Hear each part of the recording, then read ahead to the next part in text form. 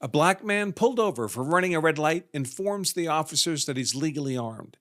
They ask the entirely compliant driver to step out of his car so they can disarm him during the stop. He does so, places his hands on the roof of the car as instructed, and the female officer present removes his pistol from his waist. Suddenly, BLAM! The driver's pistol in the hands of the female officer discharges into the driver's leg, causing serious bodily injury. By all appearances, this was a negligent discharge by the female officer, not a malicious shooting. But how could this happen? Why was the driver being unnecessarily disarmed in the first place? What are the consequences for the cops involved? What's the future for the driver? That's what we'll be talking about in today's show. I am, of course, attorney Andrew Branca for Law of Self-Defense. It was an ordinary Friday afternoon in December in Jacksonville, Florida, when Officer Sean Lowry, doing traffic duty, decided to pull over an SUV for having run a red light. The driver of that vehicle, 39-year-old Jason Arrington, contested the red light violation, saying he believed the light was yellow when he drove through the intersection, but he was otherwise thoroughly compliant with the traffic stop. Shortly after Officer Lowry began interacting with Arrington, 2 additional officers arrived as casual backup. These were Officer Austin Weipert and Officer Mindy Cardwell. Not that it should matter, or really does matter in this case, but this is the world we live in. All 3 officers are white, and the driver, Arrington, is black.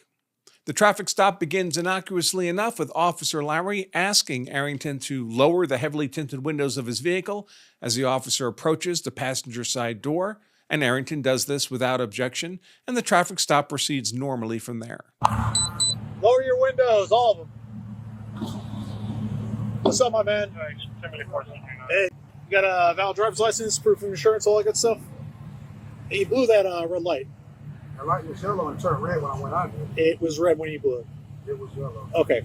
Well, I saw it. It was red. So. I saw it too. All right. Well, you got a proof of insurance? Yeah.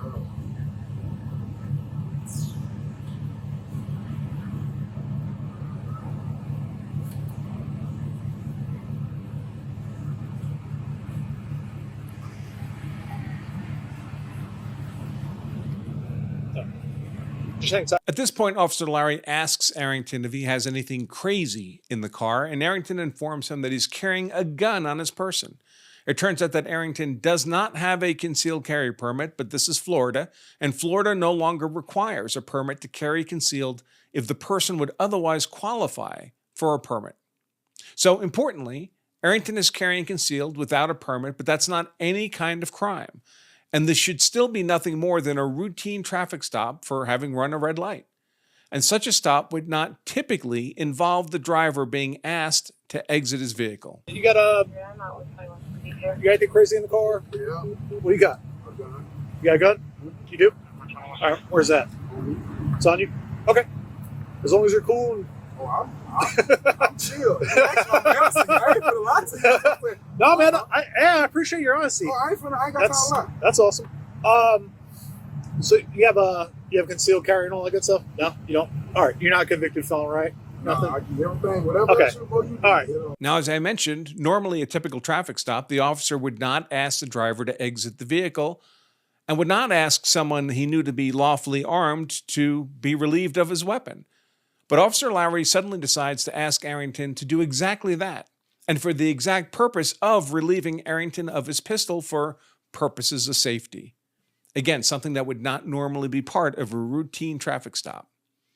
In fact, in many ways, this request for Arrington to exit his vehicle and be relieved of his pistol is what lays the groundwork for the accidental shooting that's going to happen in the next few moments. In fact, when I first heard about this incident, I was wondering why in the world the police would be looking to take a pistol off a completely compliant driver anyway. It would seem to me that only bad things could happen, as indeed did happen. In fact, Lowry had good reason to seek to disarm Arrington, and I'll circle back to that in a moment.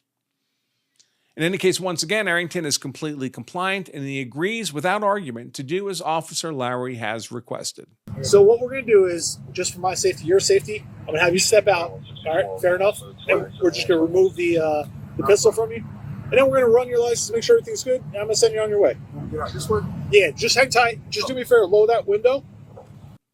At this point, the other two officers, Officer Austin Weipert and Officer Mindy Cardwell, have begun approaching, and while Lowry is still at the passenger side window of Arrington's SUV, these two other officers move to the driver's side window.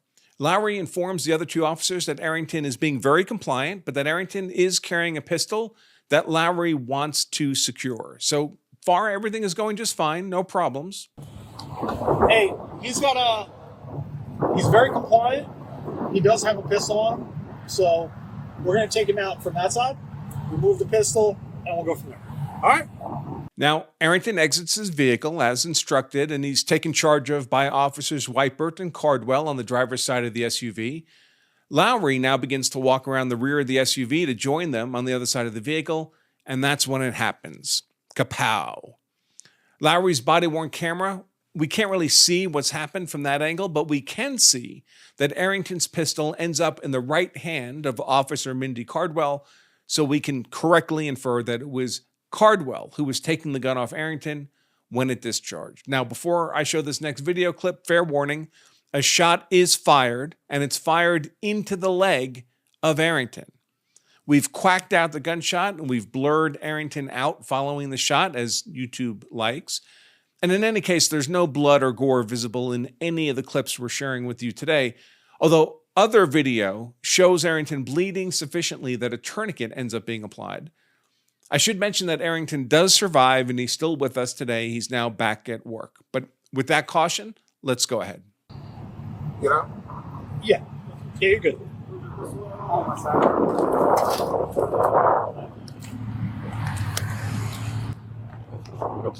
I appreciate it, man, being very honest. Whoa. You okay? Hey. Put the gun down. Put it down. Okay, so that's not good. Certainly there was no apparent reason for any of these officers to intentionally shoot poor Mr. Arrington. Let's see what we can learn from another camera angle, this time looking from the body-worn camera footage of Officer Austin Weipert. Same cautions as I made for the last video. There is a gunshot here. Where's your pistol at? On my side. Okay. Just put your hands on the top of the vehicle for me.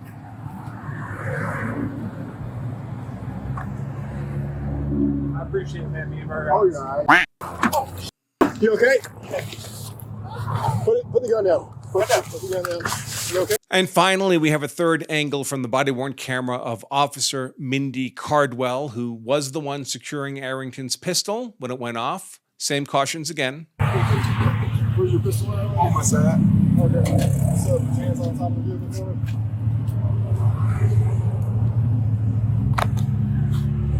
I appreciate it, man, being very honest. You're all right. You okay? Put the gun down. Put it down. I want to give you a free copy of our best-selling book, The Law of Self-Defense Principles, your handbook to being hard to convict if you're ever compelled to use force in defense of yourself, your family, or your property. We translate all the legalese into plain English so you can make better informed, more confident, more legally sound, and more decisive decisions in defense of what you value most. And perhaps best of all, most people tell us they can read the entire book in less than an afternoon. Check the book out on Amazon where it's 5-star rated, but don't buy it there. They'll charge you $25 for the book, plus shipping and handling. Order the book from us, and we only ask that you cover the cost of shipping the book to you. The book itself is free. Grab your free copy of The Law of Self-Defense Principles right now at lawofselfdefense.com/free book.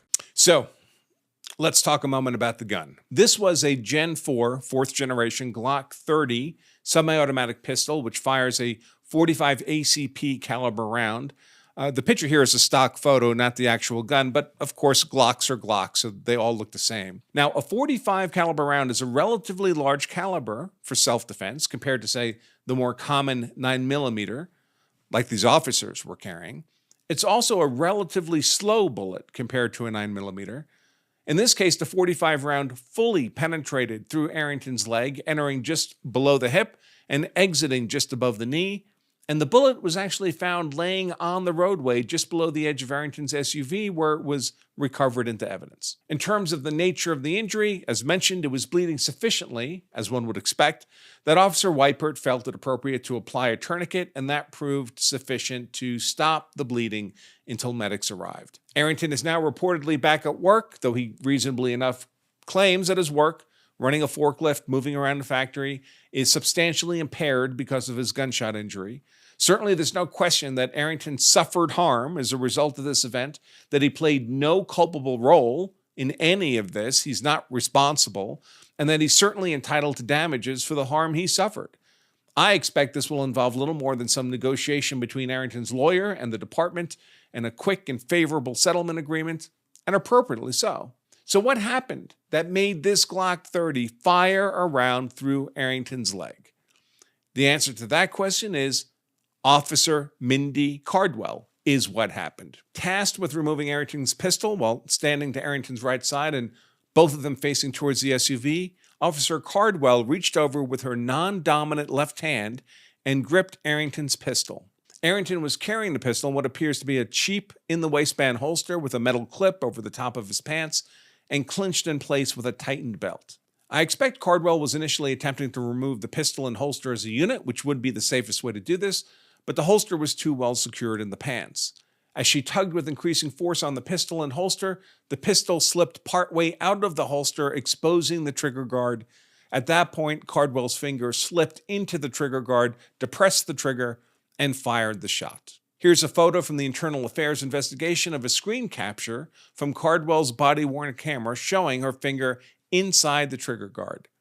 In fact, I have my own screen capture showing that at one point, Cardwell actually had two fingers inside the trigger guard. When later interviewed by Internal Affairs, Cardwell conceded that she'd acted negligently in her handling of this pistol, the Glock 30, indicating that she'd been trained to keep her finger out of the trigger guard of a pistol unless she wished it to fire.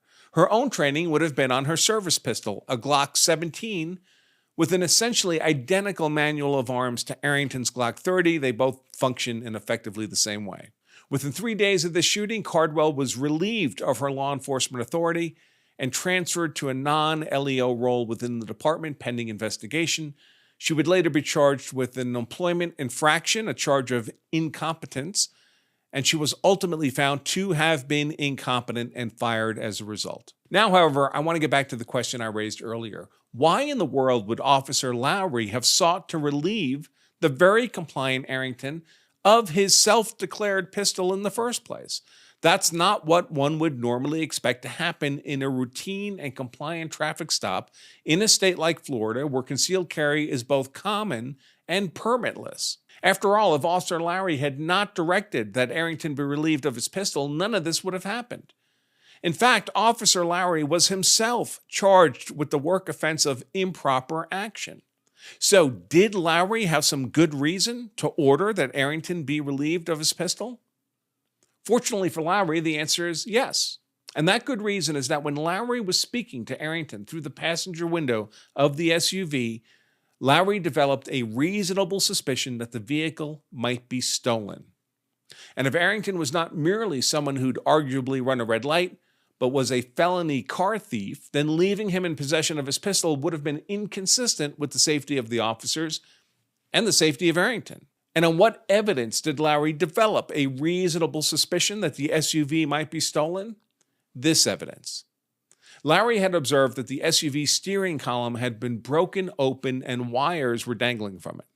This is precisely the kind of damage typically caused by a car thief when a vehicle is stolen. And it was precisely because Lowry had this objective and articulable reason to suspect the SUV might be stolen that he, by extension, had a reasonable basis to ask that Arrington be relieved of his pistol until the ownership status of the SUV was confirmed, and therefore why Lowry would be cleared of the employment charge of improper action.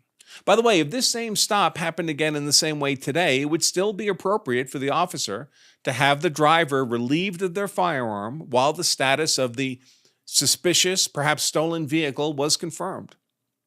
Hopefully next time, of course, they'll have a competent officer secure the pistol. Now, as all of you know, I carry a gun for personal protection pretty much every day. And if I'm pulled over for a traffic infraction, I, like Arrington, will be armed. This kind of stuff is why my personal practice during a traffic stop is to not volunteer to the officer that I'm armed with a pistol unless the jurisdiction I'm in requires me to do that.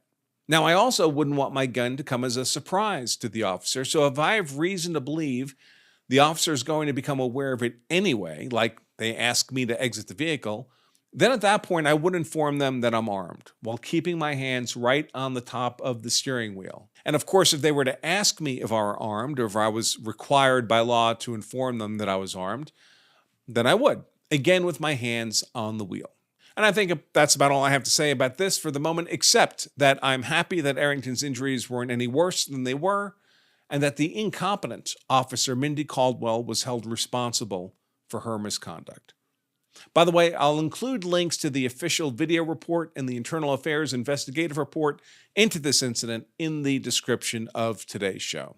With that, folks, I'll just remind all of you that if you carry a gun so that you're hard to kill, that's why I carry a gun, so I'm hard to kill, so my family is hard to kill, then you also owe it to yourself and your family to make sure you know the law so you're hard to convict as well. Until next time, I remain Attorney Andrew Branca for the Law of Self-Defense.